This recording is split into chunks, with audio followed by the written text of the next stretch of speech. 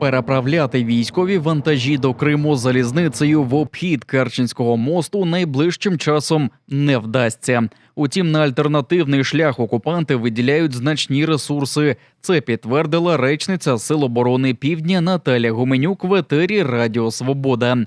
За її даними, нині проти росіян грають погодні умови.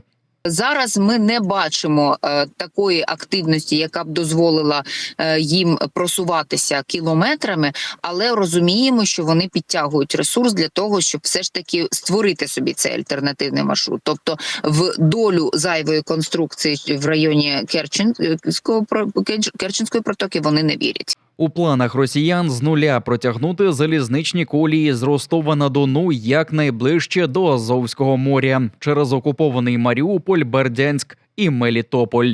Будівництво в надії оптимізувати логістику розпочали ще восени минулого року. Тему альтернативного залізничного шляху актуалізував сам ватажок росіян Владимир Путін. На московських урочистостях, присвяченим 10-тим роковинам окупації Криму, він на подив присутніх обмовився про можливу втрату Керченського мосту.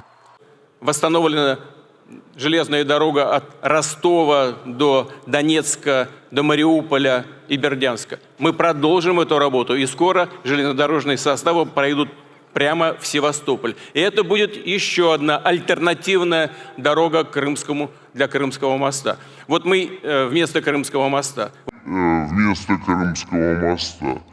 Радник мера Маріуполя Петро Андрющенко неодноразово публікував місця і розмах російського будівництва. За його підрахунками, в разі успіху залізниця через новоокуповані території майже втричі скоротить ворожу військову логістику. А відтак значно прискорить постачання військової техніки, боєприпасів і гарматного м'яса на Південний фронт. Пильнують за російськими потугами Збройні сили України. На початку січня українські воїни влучним ударом знищили залізничний міст, побудований окупантами поблизу Маріуполя через річку Кальміус. Саме він мав стати важливою частиною сухопутного залізничного маршруту з Росії до окупованого Криму. Жителя села Бодана біля Акмеджита схопили за доносом колаборанта Олександра Таліпова. Окупаційним силовикам не сподобалися дописи і коментарі бранця у російській соцмережі ВКонтакті. Він писав, що Крим – це Україна і чекає визволення півострова. За це чоловіка кинули до буцегарні на 15 діб і спрямували матеріали до окупаційного суду. За образу окупаційних військ і ватажка росіян схопили в Криму уродженку з Запоріжжя. Кишеньковий доносчик російських силовиків Олександр Таліпов стверджує, що жінку схопили окупаційні прикордонники. Тож, можливо, це сталося на адміністративній межі Криму та Херсонщини. Окупантам не сподобалися картинки, збережені у соцмережі жінки. На них українські воїни захищають мирних жителів і женуть російських мародерів, а також символічні зображення воєнних злочинів росіян і побажання смерті Владимиру Путіну. За твердженнями колаборанта Таліпова, жінку запроторили за ґрати на 10 діб і оштрафували на 65 тисяч рублів. Соціальні страниці Інстаграм.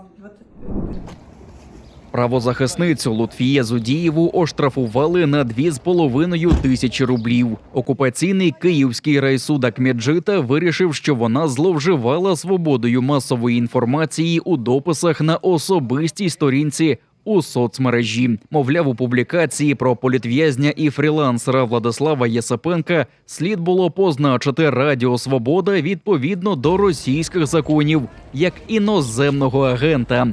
Захист вважає, що саме засідання у цій сфальшованій справі – формальність, бо окупаційний суд усе вирішив за 8 хвилин, не дочекавшись Лутфії Зудієвої. Вона завчасно попередила про затримку через ДТП, але окупаційний суддя розцінив це як неповагу до себе.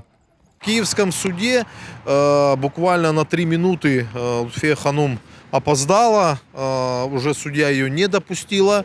Но я увидел определенную намеренность и желание судьи не допускать ее в судебный процесс и во что бы то ни стало просто ее не слушать и быстро принять уже, скорее всего, готовое решение. Навіть за російськими законами Лутфія Зудієва як фізична особа не є суб'єктом правопорушення і не зобов'язана виконувати вимоги щодо позначок про іноагентів. За словами правозахисниці, окупаційний начальник відділу Центру протидії екстремізму в Криму Руслан Шамбазов фактично прирівняв її особисту сторінку у Фейсбуці до зареєстрованого медіа. Зудієва підкреслила, що тиск на незалежних журналістів, правозахисників та адвокатів в окупованому Криму – звична практика. Часть из них подвергается административным штрафам, часть из них отправляют под административный арест в надежде на то, что люди либо добровольно покинут территорию Крыма, либо прекратят свою деятельность полностью и перестанут освещать события, которые происходят на территории полуострова, либо перестанут выступать в защиту преследуемых. И мы, безусловно, понимаем, с какой целью это делается, поэтому планируем продолжать свою работу и дальше. До помешкання правозахисниці Лутфія Зудієвої в Джанкої російські силовики вдерлися о 6 ранку 22 лютого. Приїхали кількома машинами без номерних знаків. Камуфльованих російських силовиків у балаклавах супроводжували вірні пси окупаційного режиму з Центру протидії екстремізму Руслан Шамбазов і Роман Філатов, які стоять за незліченними переслідуваннями кримців і навіть тортурами. Силовики поводилися зухвало і не приховували зневагу.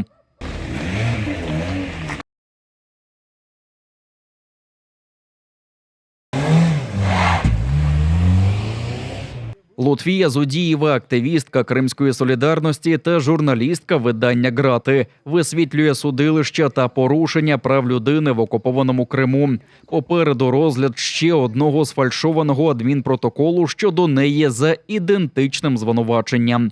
Через зайнятість захисника Еміля Курбедінова засідання відклали до 4 квітня. Загалом на рахунку правозахисниці Лутфії Зудієвої уже 4 адміністративні справи від російських силовиків. Кілька років тому її затримували під стінами окупаційного Верховного суду Криму та штрафували за нібито публікацію екстремістської символіки.